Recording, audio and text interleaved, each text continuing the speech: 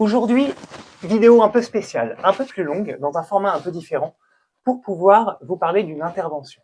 D'une intervention de Kevin Finel. Kevin Finel est un hypnothérapeute, formateur en hypnothérapie et président d'une école d'hypnose bien reconnue sur Paris qui s'appelle l'Arche. Et récemment, Kevin Finel a été interviewé dans un podcast lié aux addictions. Ce podcast, qui s'appelle Contradiction, qui est mené de front par la chanteuse Rose et qui est disponible sur toutes les plateformes de podcast. Dans ce podcast, Kevin Finel va notamment être interrogé sur l'hypnose de spectacle. Et je voulais revenir, prendre quelques extraits de cette interview pour pouvoir écouter et commenter ce que Kevin Finel pense de l'hypnose de spectacle.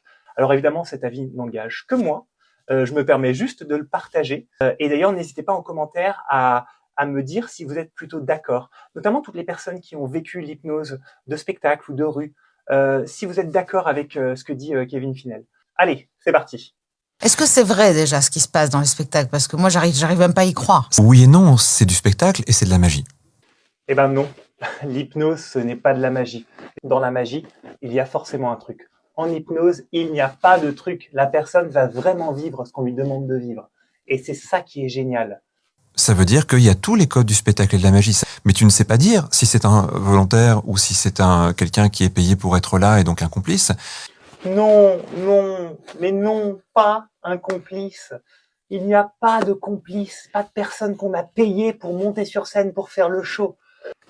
S'il te plaît, Kevin, il faut absolument arrêter ce mélange des genres et faire croire aux gens que ce sont des complices sur scène, que dans la rue, quand on essaye, ce sont des complices. Il n'y a pas de complices. On ne paye personne pour monter sur scène, pour faire découvrir l'état d'hypnose.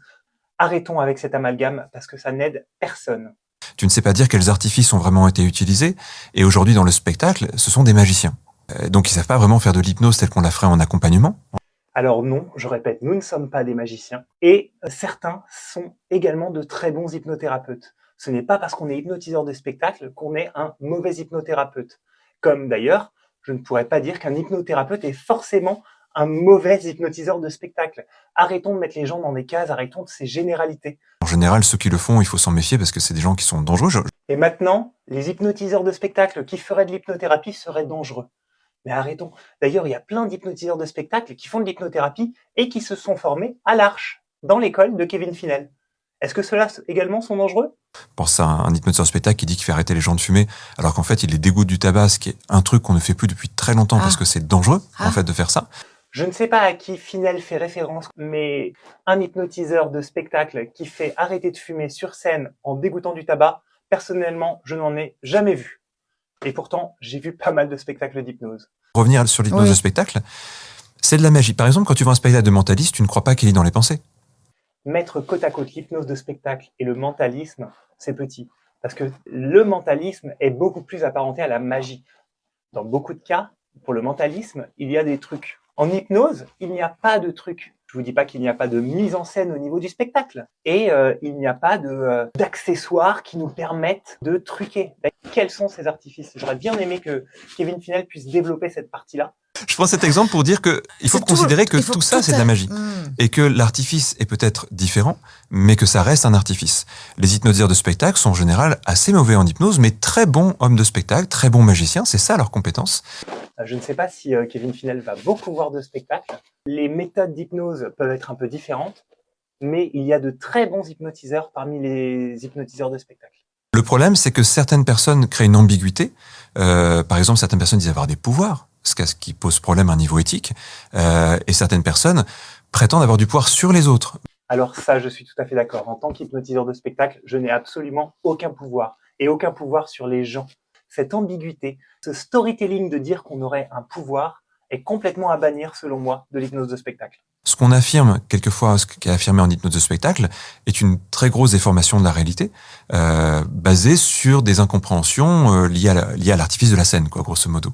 Donc s'ils font les choses, c'est qu'ils les ont voulu, en fait. Oui, et peut-être que quelquefois, c'est pas l'hypnose. Peut-être que quelquefois, c'est simplement, ça peut être la personne qui se dit, je suis quand même sur scène, je vais pas refuser. Là, effectivement, ça peut être possible. Elles ne le font pas exprès, elles ne sont pas des complices, elles ne sont pas payées pour être là. Il est possible que certaines personnes ne prennent pas toutes les suggestions, ça arrive régulièrement, mais que vu qu'elles sont sur scène et qu'elles sont avec d'autres personnes et qu'elles sont sous les yeux de plein de monde, elle peut faire un peu semblant, en tout cas un peu jouer le truc, pour ne pas se sentir coupable de complètement casser la dynamique du spectacle. Ça peut arriver, mais ça reste, je pense, plutôt rare. Dans 95% des cas, les personnes ne font pas semblant d'être sous hypnose. On ne peut pas faire quelque chose à quelqu'un sous hypnose qu'il ne veut pas faire. Il y a plein d'études qui ont testé ça, ça fonctionne pas. Donc là aussi, complètement d'accord, la personne ne pourra faire quelque chose que si, au fond d'elle, c'est OK et qu'il n'y a aucun problème là-dessus. Si ça va outre ses valeurs, eh bien, la personne ne le fera pas et bloquera. Je vais te prendre un exemple qui montre la différence entre hypnose d'accompagnement, l'hypnose thérapeutique et tout ça, et l'hypnose de spectacle. Sur scène, je vais dire à quelqu'un, tu es un grand musicien, je lui donne un ballet et puis il va jouer de la musique. On a tous vu des scènes comme ça où la personne, elle surjoue comme un très mauvais comédien ne le ferait même pas. On est d'accord? Alors, généralement, les personnes qui montent sur scène ne sont d'une pas comédiens et de deux, même pas des mauvais comédiens. Donc, c'est tout à fait normal que quand elles vivent l'expérience, elles ne sont pas comédiennes, donc elles ne font pas semblant. Des fois, sous hypnose, on peut agrémenter nos suggestions en demandant à la personne de vivre des émotions plus fortes que ce que ça ne serait. Mais c'est tout ce qu'on est capable de faire. Et encore, la personne n'est pas obligée d'accepter et de prendre cette suggestion-là. Et donc oui, la personne est bien sous hypnose et vit les choses réellement. Pour certaines personnes extravagantes, on va dire, eh bien, elles vivent ça de façon extravagante. Et c'est tout à fait normal, c'est leur façon d'être. Mais il n'y a pas de notion de surjouer. Est-ce que tu en as ras-le-bol qu'on te pose la question de la différence entre l'hypnose que tu pratiques et celle des spectacles? Non, parce que, alors, tu sais, pour moi, c'est important en plus de préciser Oui, ça, parce que malheureusement, l'accès à l'hypnose, il se fait encore aujourd'hui beaucoup, même si c'est peut-être plus tempéré qu'avant, mais par le spectacle. Alors non, pourquoi malheureusement? Si certaines personnes découvrent l'hypnose grâce à l'hypnose de spectacle, mais c'est tant mieux, et qu'ils arrivent ensuite à aller vers l'hypnothérapie, mais c'est juste génial. Il faut arrêter d'opposer hypnose de spectacle et hypnose thérapie. On est complémentaires. Voilà pour ce petit coup de gueule. Encore une fois, je n'ai strictement rien contre Kevin Finel et je vous conseille d'écouter ce podcast Contradiction de Rose et toute l'intervention de Kevin Finel qui est au demeurant très intéressante. Kevin y explique plein de choses qui sont vraiment très intéressantes, notamment au niveau de l'addiction. Et quand Rose lui demande la différence entre hypnose de spectacle et hypnothérapie, c'est là où, selon moi, ça dérape. Ce qui n'empêche pas que tout le discours sur l'hypnothérapie de Kevin Finel est vraiment passionnant. Je vous remercie d'avoir vu cette vidéo. Si vous souhaitez plus de contenu un peu comme ça, n'hésitez pas à vous abonner, à me suivre et surtout à commenter, à me dire ce que vous pensez un peu de tout ça. Ciao, bye!